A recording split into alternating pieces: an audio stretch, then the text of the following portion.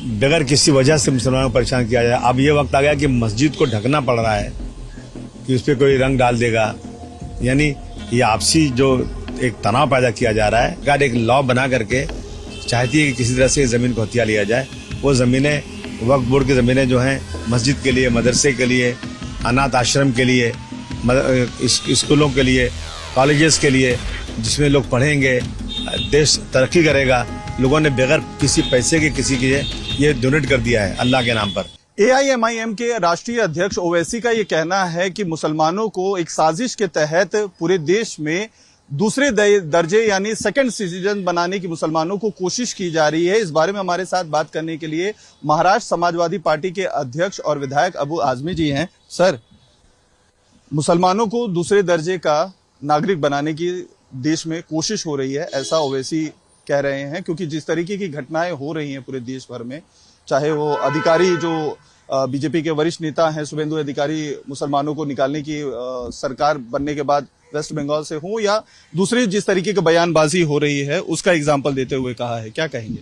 देखिए, ऐसा है कि बगैर कोई गलत स्टेटमेंट दिए हुए गिरफ्तार कर लेना और लगातार जो है मुसलमानों को उपेक्षित करना, ये दर्शाता है कि इनकी मंशा क्या है। अभी देखिए, मुसलमानों का बर्थ सर्टिफिकेट चेक किया जा रहा है और बगैर किसी वजह से मुसलमानों को परेशान किया जाए। अब ये वक्त आ गया कि मस्जिद को ढकना पड़ रहा है कि उस पर कोई रंग डाल देगा, यानी ये आपसी जो एक तनाव पैदा किया जा रहा है। हिस्ट्री को झुठला करके जो नए ज़माने के लोग हैं उनको मुसलमानों के बारे में इतनी गलत हिस्ट्री दिखाना, मुसलमानों को गद्दार दिखाना, ये दर्शाता है कि मुसलमानों के खिलाफ सरकार में कितनी नफरत पैदा हो चुकी है। ये दर्शाता है कि ये लोग चाहते हैं कि इस देश में मुसलमानों को बराबरी का दर्जा न मिले। तो ये बिल्कुल सही है कि मुसलमानों को ये लोग जो है दूसरे दर्जे का नेशनल बनाने की कोशिश में लगे हुए हैं। तो अधिकार हैं, अधिकारों को छीनने की जो कोशिश है, उसी के तहत वक्फ संशोधन बिल लाया जा रहा है ताकि जो जमीनें पूर्वजों की दी हुई है मुसलमानों को, वो अधिकार केंद्र सरकार अपने पास खींच ले, उस पर अपना अतिक्रमण कर ले, कब्जा कर ले। उसकी शुरुआत इसी बिल के जरिए की जा रही है, जो टेबल करने की कोशिश हो रही है सदन में। ऐसा देखिए, सरकार ने तो कोई जमीन दिया नहीं है, लोगों ने अपनी जमीनों को अल्लाह के नाम पर डोनेट किया है, वक्फ किया हुआ है, और इस जमीन को हड़पना सरकार की नीयत बन गई है।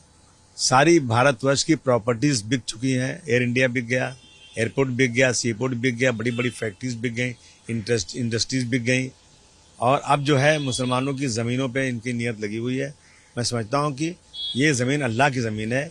इस ज़मीन पे सरकार का जो है को हथियाने का कोई सवाल ही पैदा नहीं होता, लेकिन सरकार एक लॉ बना करके चाहती है कि किसी तरह से इस ज़मीन को हथिया लिया जाए।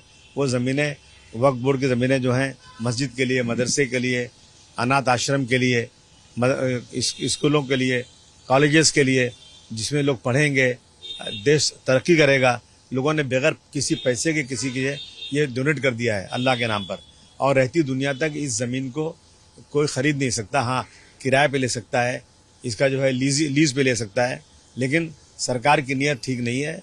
और सरकार लेने के बाद किसी मस्जिद की जगह को कह देगी कि भाई ये वक्फ की ज़मीन नहीं है, किसी मदरसे की ज़मीन को कह दे वक्फ ज़मीन नहीं है, किसी दरगाह की ज़मीन को पकड़ लेगी। और शुरुआत हो चुकी है, हर दरगाह को कहा जा रहा है कि यहाँ मंदिर थी, यहाँ पे ये मुसलमानों की ज़मीन नहीं है। ये तो शुरुआत हो चुकी है। मैं समझता हूँ कि ये इस देश में मुसलमानों के साथ एक लगातार जो है ना, ये नाइंसाफ़ी की जा रही है। मल्हार सर्टिफिकेट देने की बात हो रही है सर, हलाल सर्टिफिकेट वर्सेस मल्हार सर्टिफिकेट, इसकी तैयारी राज्य सरकार, महाराष्ट्र सरकार की तरफ से की जा रही है। नीतीश राणे ने कहा है कि अब हिंदुओं को उसका सर्टिफिकेट दिया जाएगा, क्या कहेंगे? देखिए, ऐसा है कि पहले पता लगा लेना चाहिए कि हलाल और जो है झटके में फ़र्क क्या है। हलाल में क्या होता है कि जब हलाल किया जाता है तो उसकी नस को काट दिया जाता है, सांस जहाँ से आती जाती है, और पूरा ब्लड उसका बाहर निकल जाता है। अब आप किसी डॉक्टर से, किसी साइंटिफिक इसकी आप इंक्वायरी कर लें, तो जब पूरा ब्लड निकलता है तो जानवर के अंदर अगर कोई बीमारी है, कुछ है, वो निकल जाती है। और झटके में जो है ना, ये जहाँ झटके में ब्लड पूरा बाहर निकलता नहीं है। अगर जानवर के अंदर बीमारी है तो जानवर के अंदर बीमारी वहीं पड़ी रहती है, और कोई खाएगा तो उसका असर होगा। मैं समझता हूँ कि झटके और हलाल में ये फ़र्क है। अब जिसको जो सर्टिफिकेट निकाला और निकाले, अहंकार है सरकार पावरफुल है, सरकार मेजॉरिटी में है, जो चाहे बोल दे सरकार, लेकिन आम जनता को ये सोचना है कि हलाल और झटके में अंतर क्या है। एक बीमार करता है, एक बीमार नहीं करता है। सर, सीएम योगी कह रहे हैं कि देश की बहुत पुराने से परंपरा रही है कि हिंदुओं की जो कुछ भी तीज त्योहार होते थे उन पर पाबंदियां लगाई जाती थी, उसको खत्म करने की कोशिश होती थी, सनातन को रोकने की कोशिश होती थी, लेकिन इतनी कोशिशों के बाद भी अब कोई रोक नहीं पाया है। यहाँ तक कि जो कुंभ है उसको भी बदनाम करने की कोशिश की गई है, लेकिन ये जितनी भी साजिशें थी वो सब अब विफल हो रही हैं और अब सनातन इसी तरीके से आगे बढ़ता रहेगा। कोई उसे रोक नहीं पाएगा, बदनाम नहीं कर पाएगा, हिंदुओं के त्योहारों पर भी कोई पाबंदी नहीं लगा पाएगा। लगाएगा, मेजॉरिटी में सरकार है, पूरे देश में सरकार उनकी है, कौन रोकेगा इसको? और ये कोई रोकता नहीं। हर धर्म के लोग अपने अपने त्योहार को पूरी इस शिद्दत के साथ कर सकते हैं। पूरी कानून में है कि हर धर्म के लोग काम कर सकते हैं, लेकिन धर्म को अगर रोका कहीं जा रहा है ना तो मुसलमानों के साथ परेशान किया जा रहा है। मैं समझता हूँ कि कहीं भी हिंदू भाइयों के धर्म को रोकने का सवाल ही पैदा नहीं होता। अच्छा, जो बातें हो गई पुरानी बातें हैं, वो भी मैं नहीं समझता हूँ कि किसी भाषा ने कोई हिंदू धर्म को भी रोकने की बात की हो। लेकिन 1947 में जब देश आज़ाद हो गया तो एक संविधान बन गया, उस संविधान के मुताबिक देश चलना चाहिए। पहले तो कोई संविधान नहीं था, पहले तो राजा रजवाड़ों का था, डिक्टेटरशिप थी, उनकी मर्जी जो चाहे कर लें। लेकिन अब संविधान है, देश संविधान से चलेगा या किसी की मनमानी चलेगा? संविधान से चलिए, अपने अपने धर्म पे चलिए, जितना धर्म का प्रचार करना हो कीजिए, लेकिन किसी के साथ जुल्म जाति, किसी के धर्म के अंदर कोई इंटरफेरेंस नहीं होना चाहिए। लेकिन आज हो रहा है इस सरकार में, इसको कहीं न कहीं रुकना चाहिए।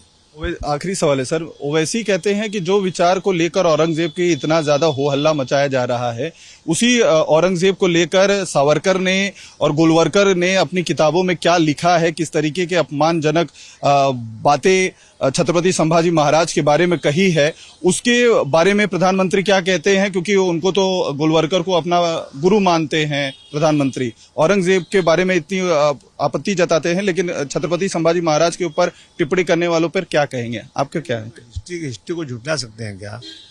अगर संभाजी महाराज या श्री छत्रपति शिवाजी महाराज के बारे में कोई शब्द, गलत शब्द निकलता है और वो वीडियो में मौजूद है, वो हिस्ट्री की किताबों में मौजूद है, जो है सावरकर साहब बोल रहे हैं, इस तरह की चीज़ें अगर हैं तो प्रधानमंत्री को उस पर कहीं ना कहीं कोई जवाब दे करके, अगर वो गलत है तो उसको निकाल देना चाहिए और अगर सही है तो उससे जवाब देना चाहिए। इस तरह की चीज़ें ला करके जब कोई इंसान कुछ स्टेटमेंट देगा तो ये तो देख के देगा ना, कोई मैं आज उस वक्त तो पैदा नहीं हुआ था, जो हिस्ट्री में है, जो वीडियो में दिख रहा है, जो लोग बोल रहे हैं, उन्हीं चीज़ों को पढ़ के लोग बोलेंगे। तो अगर कोई अपमानित चीज़ें हैं तो उन चीज़ों पर प्रधानमंत्री जवाब दें और अगर गलत है तो उसको बंद कर उस पर बैंड लगाएं। बहुत बहुत शुक्रिया। तो ये थे अबू आजमी, वीडियो जर्नलिस्ट चंदन सिंह के साथ अतु सिंह, टाइम नाउ भारत, मुंबई।